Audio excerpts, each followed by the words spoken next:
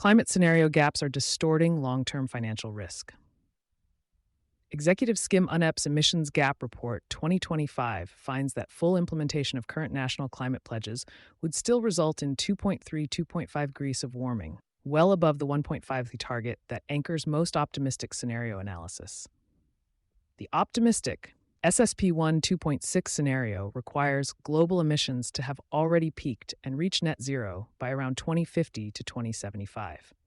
Global emissions grew 2.3% in 2024 to 57.7 gigatons of CO2 equivalent.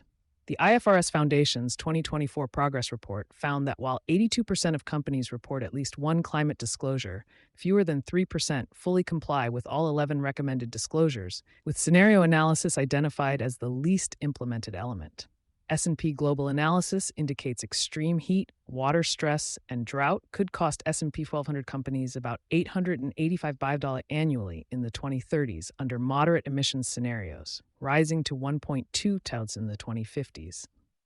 The question for executives: are your physical risk assessments and capital plans calibrated to where the world is actually heading, or to where we hoped it would be? Read more.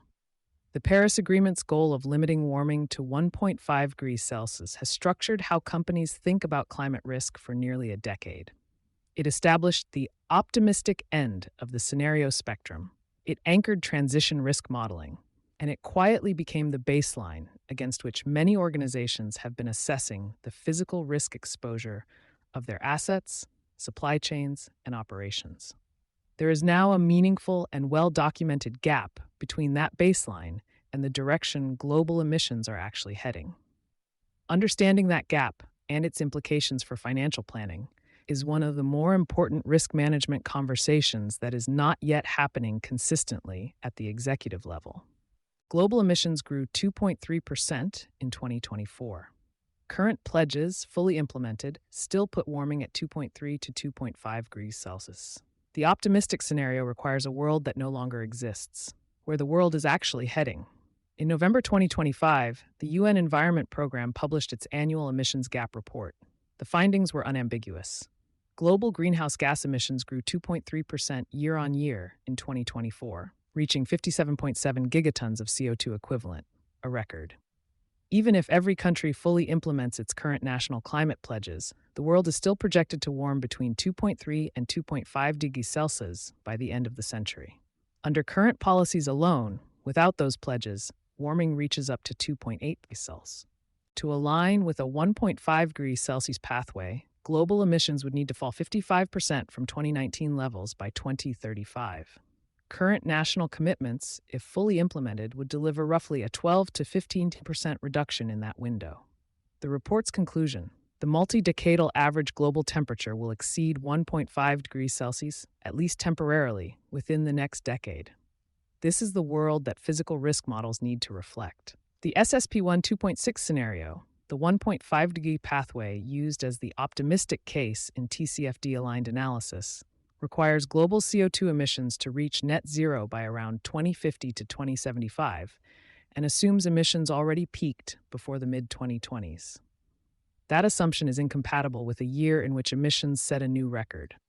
The structural problem in scenario methodology, climate scenario analysis as practiced under TCFD, and now carried forward under ISSB's IFRS S2 standard, typically uses SSP1 2.6 to stress test transition risks. What happens if the world decarbonizes rapidly and aggressively, and a higher emissions scenario like SSP5 8.5 to test the worst-case physical risk exposure. The problem is that neither of those scenarios closely matches where current policy trajectories are pointing. A January 2025 assessment by climate researcher Zeke Hausfather estimated median warming under current policies at approximately 2.7 degrees Celsius by 2100, with the range spanning roughly 2.3 to 3.0 degrees Celsius. That's closest to SSP2 4.5, the middle-of-the-road scenario that represents a continuation of current development trends, not the optimistic case and not the extreme. Yet in many corporate disclosures, SSP2 4.5 is treated as the central scenario rather than the realistic floor for physical risk planning. The Bank of England flagged this directly in its 2024 quarterly bulletin on climate financial risk. Forward-looking physical risk metrics are particularly important given historical backward-looking data will underestimate future physical risks. The bank also noted that existing scenario models do not account for climate tipping points, feedback mechanisms that could accelerate warming in ways that amplify physical damage beyond what the scenarios project. Morgan Stanley's analysis of climate scenario integration in investment processes reached a similar conclusion, noting that physical risks may be systematically underestimated in existing models, and that even in transition-focused analysis, TCFD recommends including a higher temperature scenario as best practice. What this means for financial planning. The financial stakes of this gap are quantifiable. S&P Global's Sustainable1 physical risk methodology, applied to S&P 1200 companies under a moderate emissions scenario, SSP2 4.5, estimates that extreme heat, water stress, and drought alone could generate approximately $885 billion in annual losses by the 2030s, rising to $1.2 trillion by the 2050s. Coastal flooding costs under the same scenario are projected to escalate nearly 14-fold between the 2050s and the 2090s. These are not tail risk numbers. They reflect a scenario that is increasingly the most plausible central case for physical planning, not the worst case.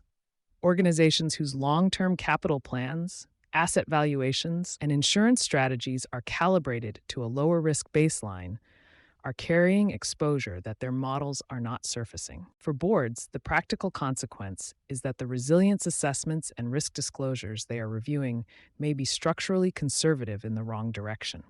Companies reporting under California's SB 261, CSRD, or ISSB IFRS S2 are required to demonstrate that their strategy is resilient across plausible scenarios. If the scenarios being used don't reflect where current trajectories are pointing, that resilience test is incomplete and increasingly likely to be scrutinized as disclosure standards mature. The disclosure gap is also significant. Compounding this is a separate but related problem. Most companies are not yet doing scenario analysis rigorously enough for it to be decision useful, regardless of which scenarios are chosen. The IFRS Foundation's 2024 Progress Report, which analyzed 3,814 public companies, found that while 82% disclosed information consistent with at least one of the 11 TCFD recommended disclosures, fewer than 3% fully complied with all 11. The area where companies reported least, by significant margin, was the resilience of strategy under different climate scenarios. That means the majority of organizations presenting climate risk disclosures to investors and regulators are doing so without the analytical foundation that the frameworks are designed to produce. The gap between disclosure activity and disclosure quality is wide, and the scenario analysis component is where it is widest. The question that belongs in the boardroom. For executive leaders, the practical question is whether the scenario work being done inside their organizations is calibrated to the world that is materializing or to the world that climate policy once hoped to produce. The distinction matters for how physical risk is priced across long-lived assets, for how supply chain exposure is assessed in geographies facing increasing heat, flood, and drought risk, and for whether the financial projections being presented to boards reflect a realistic range of futures. None of this requires abandoning the 1.5 degrees scenario.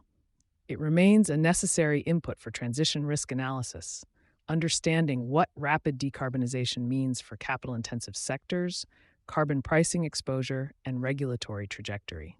But using it as a physical risk baseline is a methodological choice that a growing body of scientific guidance, regulatory expectation, and peer practice is moving away from. The companies getting ahead of this are treating SSP 2-4.5 or higher as the starting point for physical risk planning, running the 1.5 degrees Celsius scenario for transition risk, and being explicit with their boards about why the distinction matters.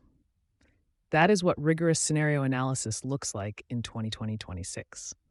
The question is, how many organizations are still running models built for a world that no longer exists?